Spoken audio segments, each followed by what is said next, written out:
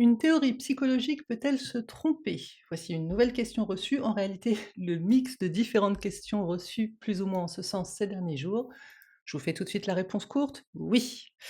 Alors ça peut être, surprenant. Pour ma part, je trouve ça très rassurant parce que une théorie, ce n'est pas une vérité et d'autant plus une théorie psychologique, ce n'est pas une vérité sur l'être humain. C'est une proposition. C'est une tentative de donner du sens, de mettre de l'ordre dans quelque chose de complexe, qui est le fonctionnement psychique, une tentative qui, en plus, doit être comprise dans son contexte historique au moment où cette tentative a été formulée. C'est-à-dire que une théorie, elle naît à un moment donné de l'histoire et c'est là que les choses deviennent intéressantes. Parce qu'une théorie, elle va nécessairement simplifier les choses. Ce n'est absolument pas possible qu'il en soit autrement puisque c'est le but d'une théorie. On a besoin de concepts, on a besoin de catégories et de modèles pour pouvoir penser. D'autant plus pour pouvoir penser en tant que thérapeute. Sans ces modèles, ce serait vraiment très compliqué de travailler en séance. Mais tous ces outils, ils ont un risque. Il y a toujours, une face, pile et une face face sur une pièce de monnaie. Là, c'est pareil. Le risque, c'est que les outils soient confondus avec la réalité elle-même. Or, un être humain ne sera jamais réductible à une théorie. De toute façon, j'ai envie de dire qu'aucune discipline ne va échapper à ce phénomène-là, hein, ni la psychologie, n'importe quelle science humaine, n'importe quelle science sociale, n'importe quelle science mathématique, n'importe quelle science médicale. Toutes sont des productions humaines, hein, qui vont naître à une période donnée, à une époque donnée, dans un contexte culturel, hein, qui est aussi un contexte social, qui est aussi un contexte politique particulier. Et donc forcément, ça a des conséquences. En psychanalyse, il y a quand même certaines théories. Je vous rappelle que la psychanalyse est née il y a plus de 100 ans. Elle est née, du moins, vous avez déjà vu mes vidéos, notamment sur Freud, elle a été formalisée par Freud. Ça existait déjà auparavant, mais sous d'autres noms et de manière moins complète. C'est lui qui a formalisé les choses et qui lui a donné le nom de psychoanalyse, puis psychanalyse. En tout cas, pendant longtemps, il y a eu des théories qui devaient qui étaient faites pour différencier ce qui est normal d'anormal, ce qui est pathologique d'acceptable, ce qui est féminin du masculin. Et aujourd'hui, bien sûr que depuis 100 ans, il y a des idées qui ont évolué et donc ces idées de départ, ces théories de départ, elles peuvent paraître datées, voire même carrément problématiques.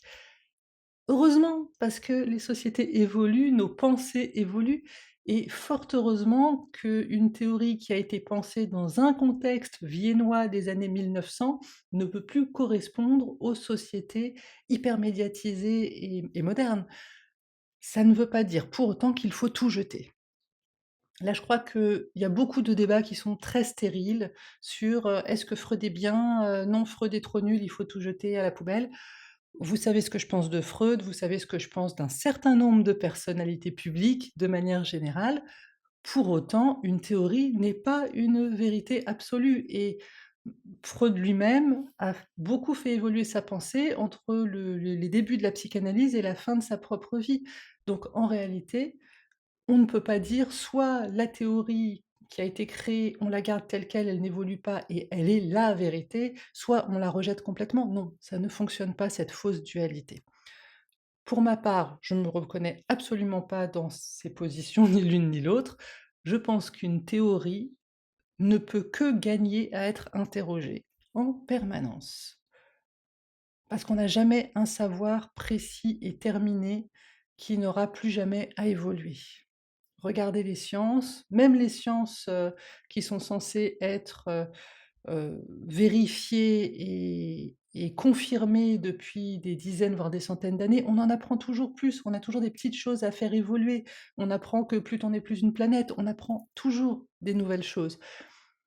Une théorie, pour moi, elle doit toujours être interrogée parce qu'elle est née dans une époque, donc quels étaient les présupposés de cette époque? Qu'est-ce que cette théorie nous aide encore à comprendre aujourd'hui, même si elle est datée, même si on se rend compte qu'en fait c'était pas tout à fait vrai, voire même pas vrai du tout. Elle nous aide quand même encore à comprendre des choses aujourd'hui. Elle a des angles morts cette théorie, oui bien sûr. Quels sont ces angles morts? Qu'est-ce qu'elle risque de nous faire oublier? quand on considère qu'elle est la vérité, il y a forcément des choses qu'on ne voit pas. Qu'est-ce qu'il faut surtout vérifier et sous quel angle il faut l'analyser encore et toujours? C'est une question qui, de toute manière, est importante, quelle que soit la pratique psychologique. Pour ma part, je suis psychanalyste. Mon travail n'est absolument pas de faire rentrer des personnes dans des catégories. Au contraire, il s'agit de comprendre la spécificité inhérente à chaque être humain. Les concepts, les théories, elles sont là et heureusement comme des repères, mais des repères qui sont provisoires, hein. C'est des repères qui vont me servir à créer une rencontre singulière. Autrement dit, les concepts, ils sont là pour aider à penser les personnes, mais pas à les résumer. Et ça, c'est un point de vigilance qui n'est absolument pas négociable.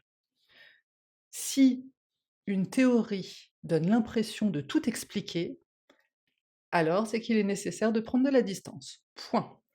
Même si c'est rassurant de se sentir, rentré dans une case, même si c'est séduisant de se dire: «Ah, cette personne a tout compris» ou «Cette théorie, c'est tout à fait moi». Immédiatement, si on se dit: «Ça y est, je suis compréhensible et je n'ai plus rien à questionner», alors il faut prendre du recul. Parce qu'une fois l'émotion passée, on va toujours constater qu'on ne rentre pas parfaitement dans ce modèle et c'est normal, c'est un modèle. Une norme n'est pas fait pour répondre, et résumer tout le monde. C'est une moyenne et l'être humain, en tant qu'individu, va toujours déborder des modèles qu'on construit pour le comprendre. Parce qu'un être humain, c'est complexe et parce que les modèles ne sont pas faits pour donner une réponse unique, les modèles sont faits pour se superposer, pour donner du relief. Alors bien sûr, on ne met pas tous les modèles les uns sur les autres et on essaye de lire au travers, ce serait beaucoup trop compliqué et surtout ça complexifierait beaucoup trop les choses. Il s'agit surtout de choisir les bons modèles au bon moment avec la bonne personne pour comprendre la personne que j'ai face à moi et pas pour réduire cette personne à ce que je voudrais qu'elle soit ou à la case dans laquelle je voudrais la mettre. Vous savez que j'aime lire vos commentaires, je les lis toujours. N'hésitez pas à partager en commentaire vos réflexions, vos remarques, vos critiques quand elles sont constructives. C'est toujours un plaisir et c'est toujours des échanges qui sont très riches. Donc merci beaucoup pour tout ça. Prenez soin de vous. Bonne journée, bye bye.